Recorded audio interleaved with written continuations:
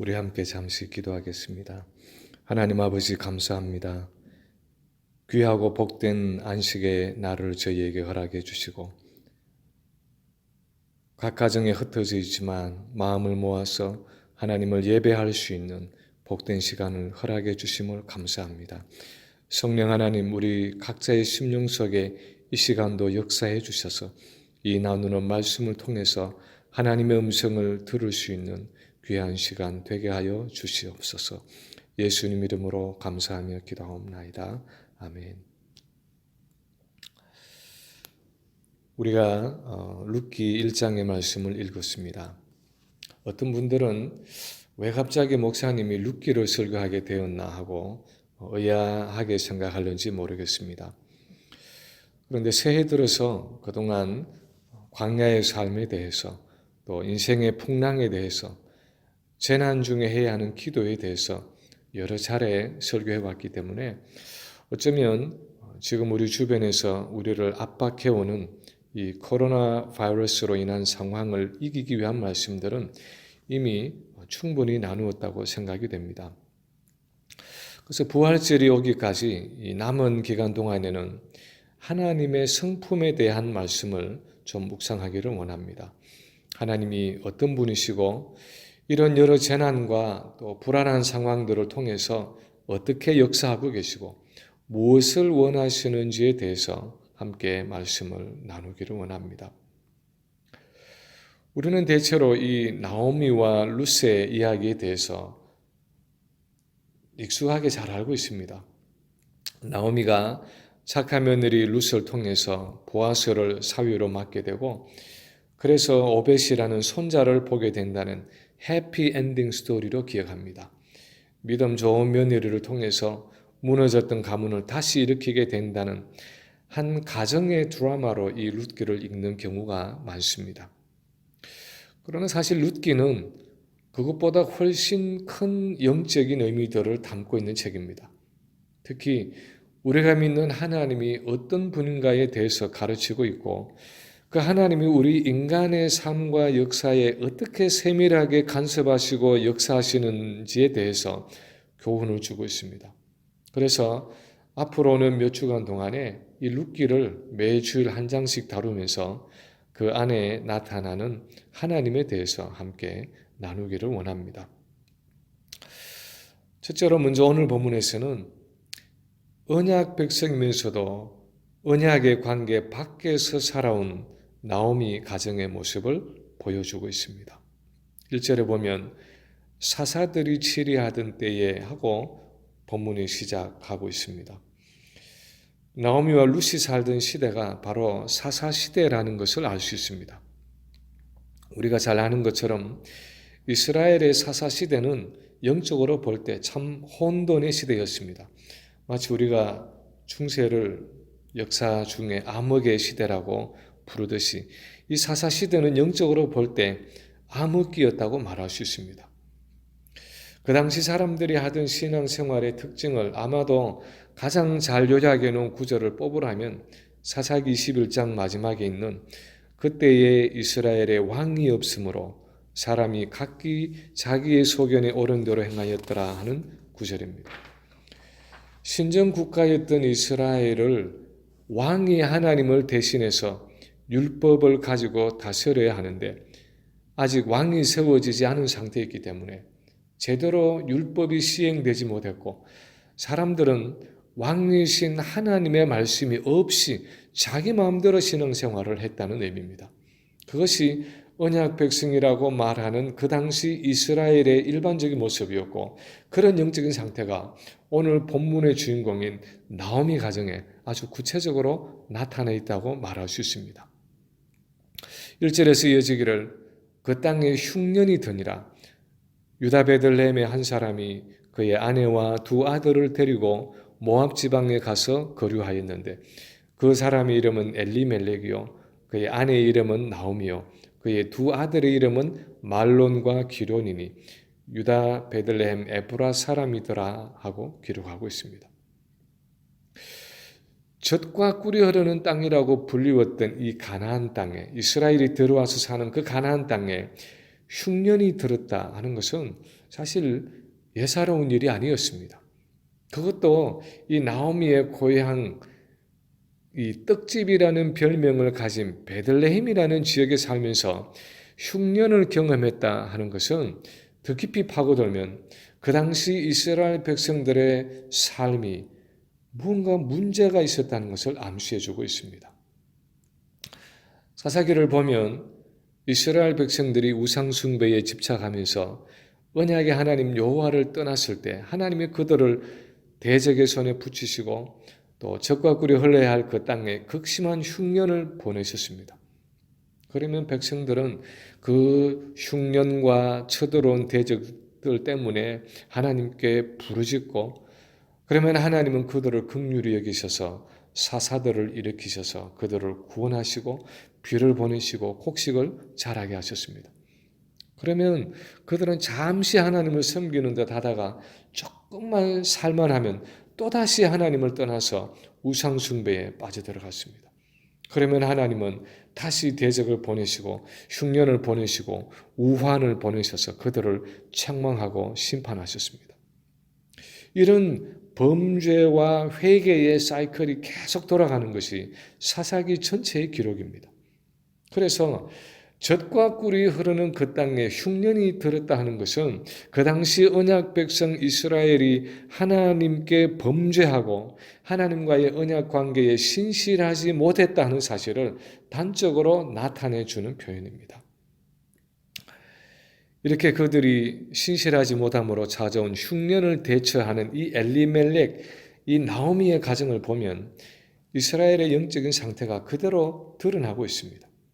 그들은 이 언약 공동체에 주시는 하나님의 책망과 형벌을 깨닫고 하나님께 회개하며 돌아오기보다는 하나님이 주시는 그 흉년을 피해서 모압이라는 이방인의 땅으로 도피를 하고 있습니다. 그들은 자기들에게 찾아온 그 고난 속에서 하나님의 음성을 듣고 회개하며 돌아오기보다는 그 고난 자체를 피하는 데 급급했습니다. 그래서 모압이라는 이방 땅으로 도피함으로 인간적인 방법으로 그 어려움을 해결해 보려고 노력했습니다. 모압은 아마 그 당시에 이스라엘보다는 기근이 덜하고 비교적 양식이 풍족했던 것 같습니다. 그런데 그것은 하나님이 약속하신 그 언약의 땅, 축복의 땅 바깥의 이방 땅이었습니다.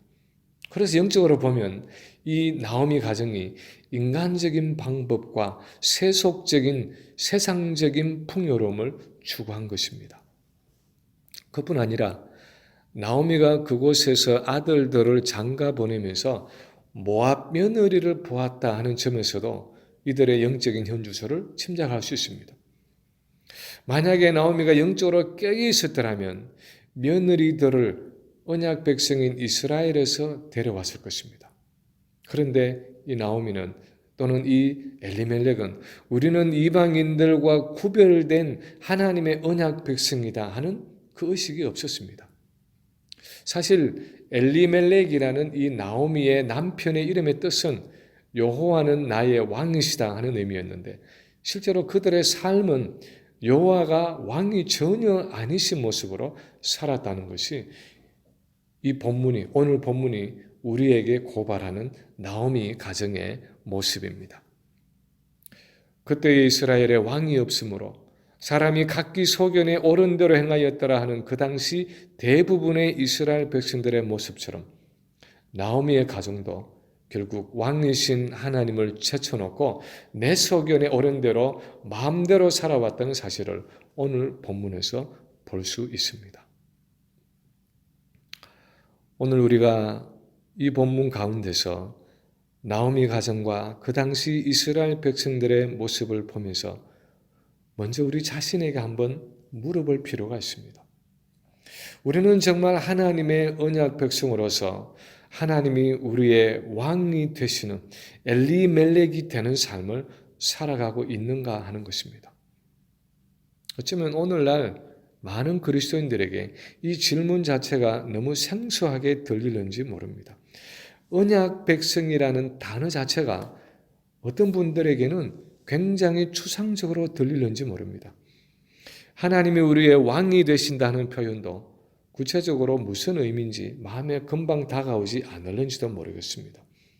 아니, 예수 믿으면 천국 간다고 해서 예수님이 내 죄 위해서 죽으신 거 믿고 교회 열심히 가고 있는데 더 이상 뭐 그렇게 복잡하게 예수 믿을 필요가 있습니까? 하고 반문할는지도 모르겠습니다. 얼마 전에 제 조카의 결혼식이 있어서 제가 주례를 하게 되었습니다. 오랜만에 주례를 하면서 결혼 서약의 내용을 한번 자세히 들여다보게 됐습니다. 물론 영어로는 좀 우리가 늘 하는 것과는 좀 다르지만 우리 한국식으로 표현하면 기쁠 때나 슬플 때나 건강할 때나 아플 때나 검은 머리가 팥불이 되도록 언제나 사랑하고 섬기겠노냐 하는 그런 식의 결혼 서약입니다. 저도 결혼한 지가 30년이 넘었는데 결혼식 때 무슨 서약을 했나 한번 생각해 보면 전혀 기억이 나지 않습니다. 아마 일반적인 문구와 비슷한 내용으로 결혼 서약을 했겠지만 그 서약의 내용을 구체적으로 생각하면서 살아온 적은 별로 없었습니다. 그냥 의뢰이 부부니까 이렇게 산다고 생각하고 내 마음대로 살아온 적이 많았습니다. 그런데 만약 한 번씩 손에 끼고 있는 이 결혼 반지를 바라보면서 그 결혼 서약의 내용을 곰곰이 생각해 본다면 내가 좀 불편하고 기분이 상한다고 쉽게 화를 낼 수 없을 것입니다. 내가 원하는 대로 잘 안 된다고 불평하고 원망할 수 없을 것입니다. 그 결혼 서약의 내용대로라면 어떤 일이 있어도 서로 사랑하고 품어주고 용서하고 다독거리면서 살아야 하는 것입니다. 근데 우리 대부분은 내가 결혼 언약 안에 있다는 의식조차 없이 그냥 대충대충 살아갑니다. 그래서 쉽게 불평도 하고 짜증도 내고 화도 냅니다. 사랑하지 못할 때가 많은 것입니다. 그런데 우리가 신앙생활을 그렇게 할 때가 많습니다. 예수님을 주로 믿고 영접하고 세례를 받았다고 하는데 실제로 예수님이 내 인생의 주가 되시고 왕이 되신다는 사실은 전혀 생각하지 않고 살아갈 때가 많습니다. 이 성경 말씀을 읽으면서도 내가 하나님 앞에 언약 백성으로 지켜야 할 언약의 규례라는 것을 생각하지 않고 읽을 때가 많습니다. 성경은 성경대로 나는 나대로 그냥 내가 평생 살아왔던 방식대로 내 소견에 옳은 대로 마음대로 행하며 살아갈 때가 많습니다.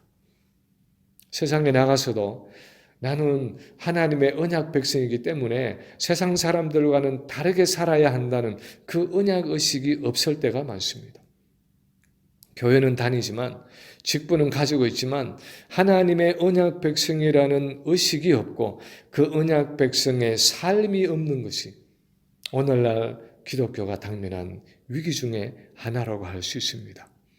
그런데 오늘 본문을 보면 그 당시 엘리멜렉과 나오미의 삶이 그렇게 언약 백성이면서도 하나님과의 언약 관계 속에서 살아가지 못하고 그냥 자기 소견에 옳은 대로 살아갔다는 것입니다. 두 번째로 오늘 본문은 징벌과 재난을 통해서 자기 언약 백성을 부르시는 하나님의 모습을 보여주고 있습니다.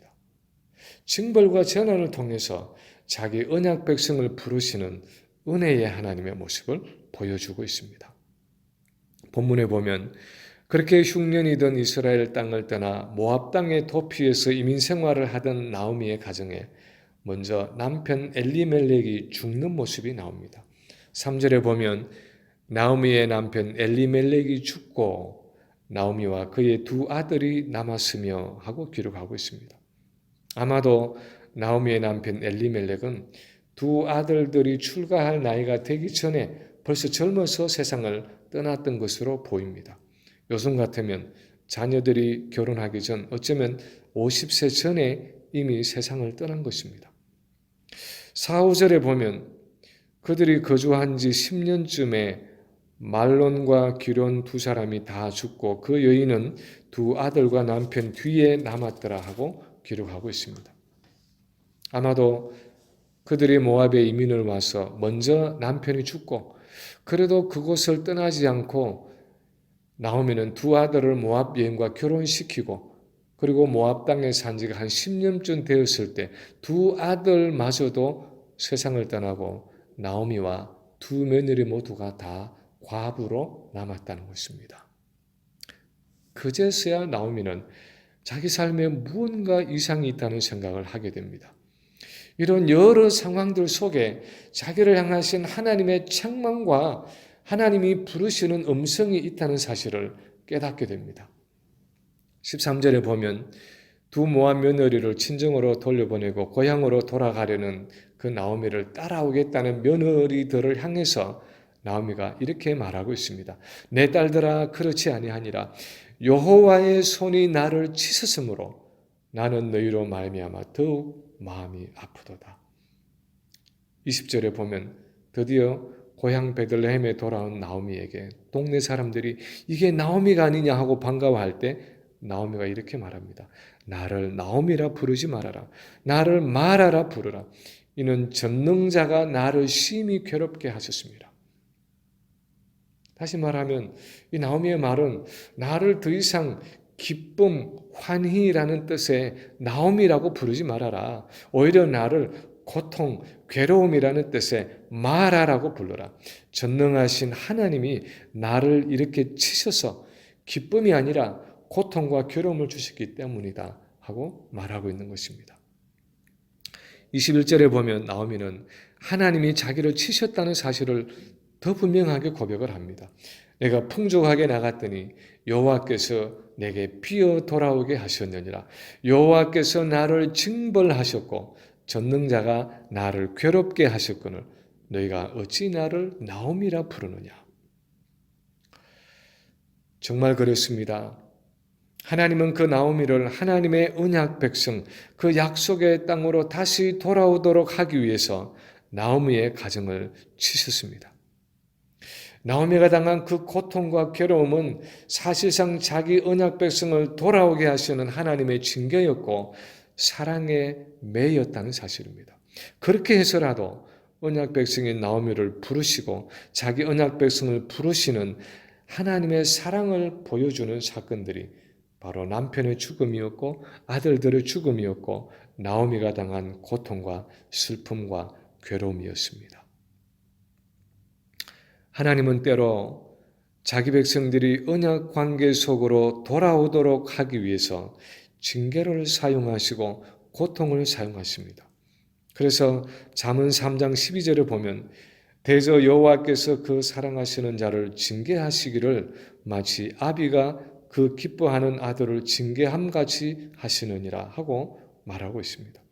또 그것을 인용한 히브리서 12장에 보면 그들은 잠시 자기의 뜻대로 우리를 징계하였거니와 오직 하나님은 우리의 유익을 위하여 그의 거룩하심에 참여하게 하시느니라 하고 말씀하고 있습니다.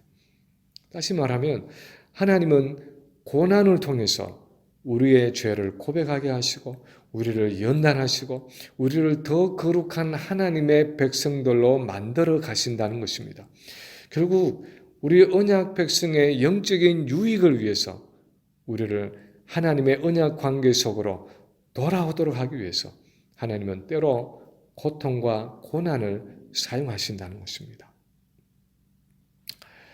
이제는 전 세계적인 전염병으로 분류된 이 코로나 바이러스가 나날이 번져가는 모습을 보면서 하나님이 왜 이런 일을 우리에게 허락하는 것일까 하는 생각을 해보지 않을 수가 없습니다.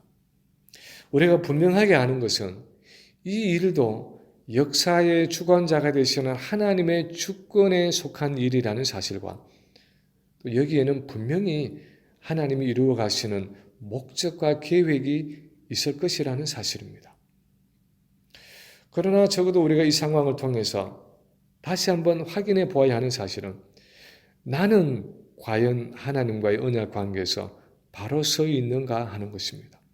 우리 가정은, 우리 자녀들은, 우리 교회는, 우리 한국 교회는, 우리 미국의 교회들은 언약 백성으로서 하나님과의 온전한 교제 가운데 거하고 있는가 하는 것입니다. 혹시 이런 두려움과 고통의 상황을 통해서 하나님은 우리를 회개하게 하시고 더욱 온전한 언약 관계 속으로 우리를 부르고 계신 것은 아닌가 하는 것입니다. 이런 상황을 맞으면서 많은 사람들이 여러 관점으로 이 사건을 해석하기 때문에 정말 성경적인 관점인지 우리가 주의해서 받아들여야 하지만 지난 주간에 참 특이한 관점으로 이 사건을 조명한 분이 있어서 조심스럽게 한번 나누어 봅니다. 이분은 13년 동안 아프리카에 있는 이디오피아에 선교사로 섬기고 있는 분입니다. 한국의 장로교 신학대학교와 대학원에서 목사 안수와 신학 훈련을 받고 현재 이디오피아에 있는 그 선교지의 장로교 신학교에서 학장으로 가르치는 사역을 하는 분입니다. 긴 간증이기 때문에 제가 줄여서 이야기를 하면 한국 교회가 전체적으로 교회 문을 닫고 공예배를 폐지하게 된 이 초유의 사태는 바로 WCC, 즉 세계교회협의회에 동참해서 종교다원주의의 원리를 수용하고 우상숭배에 동참한 한국교회를 향한 하나님의 징계라는 것입니다. 캐톨릭을 포함해서 세계의 모든 종교가 다 절대자이신 하나님께로 가는 여러 다른 방법일 뿐이기 때문에 기독교가 그 모든 종교들을 다 수용해야 한다는 그 WCC의 입장은 명백한 우상숭배이고 2013년 10월 30일에 한국 부산에서 그 WCC 총회가 열리고 수많은 한국 교회들이 그 우상숭배에 동참한 후 7년간의 회개의 기간을 주신 하나님이 드디어 회개 없는 한국 교회를 향해서 사랑의 징계를 시작하셨다는 것입니다. 그래서 이 선교사님의 관점은 이렇게 코로나 바이러스가 창궐하게 되고 한국 교회들이 다 문을 닫게 된 이 사건을 통해서 언약의 하나님이 우상 숭배에 동참한 한국 교회를 향해서 책망하고 계시고 그래서 한국 교회와 세계 교회가 하나님께로 돌아오기를 촉구하고 계신다는 것입니다. 이 목사님의 관점이 얼마나 성경적인 것인지는 각자의 판단에 맡길 일입니다. 그러나 제게 한 가지 분명하게 생각되는 것은 하나님은 때때로 이런 두려움과 고통의 시간을 통해서 우상 숭배를 하고 있는 우리를 온전한 언약 관계 속으로 다시 돌아오도록 부르신다는 것입니다. 불신자들에게는 하나님은 영원한 창조주가 되시고 인간은 연약하고 죄악된 피조물이라는 사실을 가르치시고 우리 신자들을 향해서는 언약의 하나님께로 돌아오라고 부르시는 사랑의 징계를 내리실 때가 있다는 것입니다. 그러므로 우리는 이 시기가 혹 그때가 아닌지 우리 자신을 돌아보고 겸손하게 하나님께 돌아와야 한다는 것입니다. 세 번째로 오늘 본문이 나타내는 하나님의 모습은 그 징계와 책망 속에서도 회복의 길을 남겨두시는 은혜의 하나님입니다. 그런 우상 숭배의 가운데 있는 자기 백성을 징계하시고 책망하시는 중에서도 회복할 수 있는 길을 남겨두시는 자비와 긍휼의 하나님입니다. 나오미가 남편도 잃고 두 아들도 잃고 아무 재산도 없이 빈 털터리가 되어서 고향 베들레헴으로 돌아오지만 오늘 본문에 보면 룻이라는 이 모압 며느리와 함께 돌아옵니다. 그래도 아직은 젊기 때문에 친정으로 돌아가서 다시 새롭게 출발을 해보라는 시어머니의 권유에 이 큰 며느리인 오르바는 친정으로 돌아가지만 룻은 끝까지 나오미를 따라 시어머니의 언약의 땅 이스라엘로 함께 돌아오는데 이 모압 여인인 룻의 신앙 고백이 상당히 특별하다는 것을 볼 수 있습니다. 16절에 보면 룻이 이렇게 말합니다. 내게 어머니를 떠나며 어머니를 따르지 말고 돌아가라 강권하지 마옵소서. 어머니께서 가시는 곳에 나도 가고 어머니께서 머무시는 곳에 나도 머물겠나이다. 어머니의 백성이 나의 백성이 되고 어머니의 하나님이 나의 하나님이 되시리니 어머니께서 죽으시는 곳에서 나도 죽어 거기 묻힐 것이라. 만일 내가 죽는 일 외에 어머니를 떠나면 여호와께서 내게 벌을 내리시고 더 내리시기를 원하나이다. 정말 눈물 겹도록 혼자 남은 시어머니를 놓지 않고 따라오는 이 며느리의 모습을 보면서 우리는 그냥 효성이 지극한 며느리다 하고만 생각하려는지 모릅니다. 그런 사실 이것은 시어머니에 대한 룻의 사랑의 고백이면서도 바로 룻이 가진 여호와 하나님에 대한 믿음이었습니다. 신앙 고백이었습니다. 그리고 사실은 이것이 바로 처음부터 나오미의 가정이 가졌어야 했던 언약 백성으로서의 신앙 고백이었습니다. 아무리 그 이스라엘 땅에 흉년이 들고 기근이 있어도 그곳에 하나님의 약속이 있고 하나님의 임재가 있기 때문에 하나님이 가시는 곳에 나도 가고 하나님이 머무시는 곳에 나도 머물겠습니다. 하나님이 계시는 그곳에는 내가 어디든지 있겠습니다 하면서 어느 곳이든 하나님과 동행하기 위한 언약 백성으로서의 헌신과 결단이 나오미 가정에 있었어야 했습니다. 그런데 안타깝게도 나오미와 그의 가족들은 그 부분에 있어서 실패했는데 감사하게도 이 이방 며느리 룻이 이 신앙을 고백하고 있는 것입니다. 우리는 룻의 이 신앙 고백이 어떻게 나오게 된 것인지 모릅니다. 아마도 그래도 이 시어머니 나오미에게서 듣고 보았던 여호와 신앙이 이 며느리의 마음속에 뿌리 내리고 자라서 이런 열매를 맺었을 것입니다.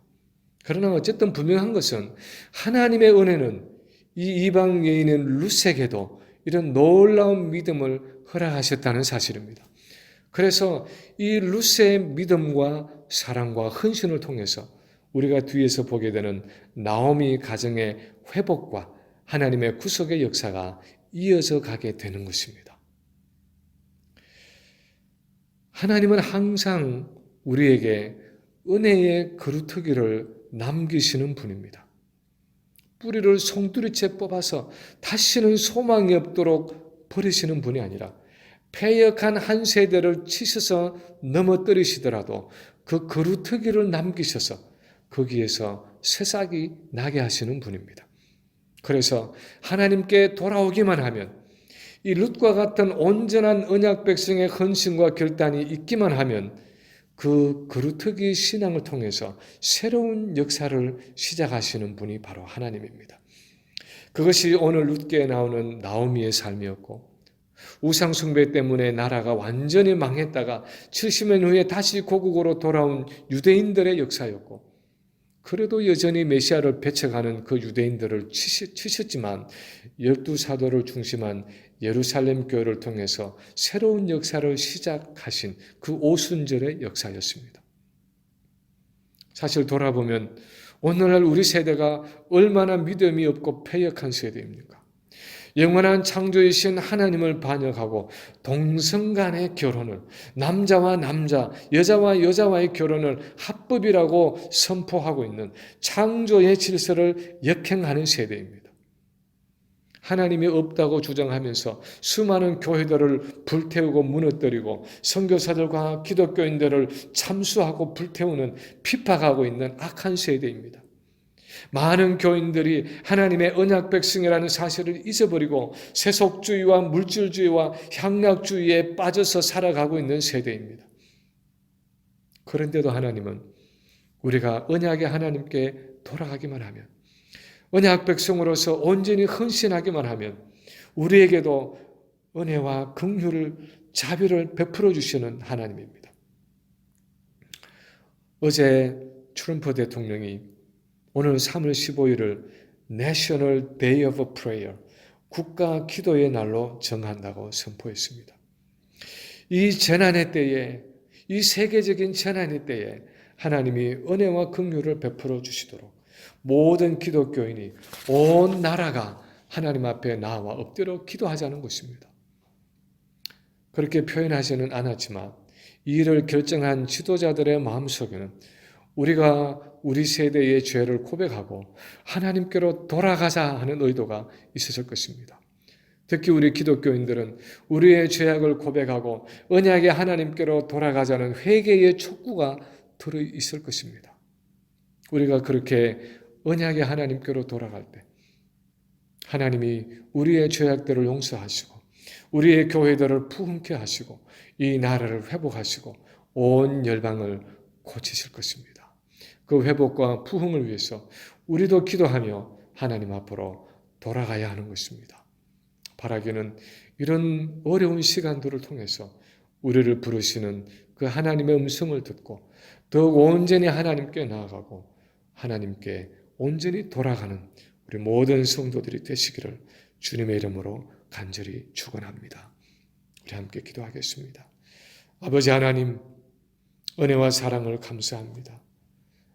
주님, 우리를 이렇게 흩으셔서 각자 가정에서 예배하고 있지만 그래도 아버지 하나님, 저희를 긍휼히 여겨주시고 오늘도 저희가 이 말씀을 함께 나누면서 예배하며 하나님께로 돌아갈 수 있는 귀한 은혜를 허락해 주심을 감사합니다.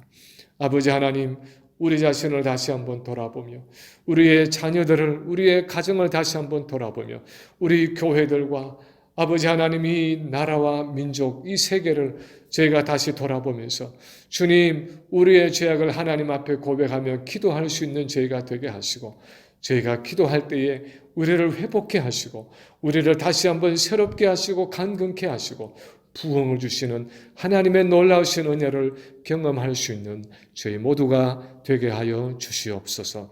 감사를 드리며 예수님 이름으로 간절히 기도하옵나이다. 아멘.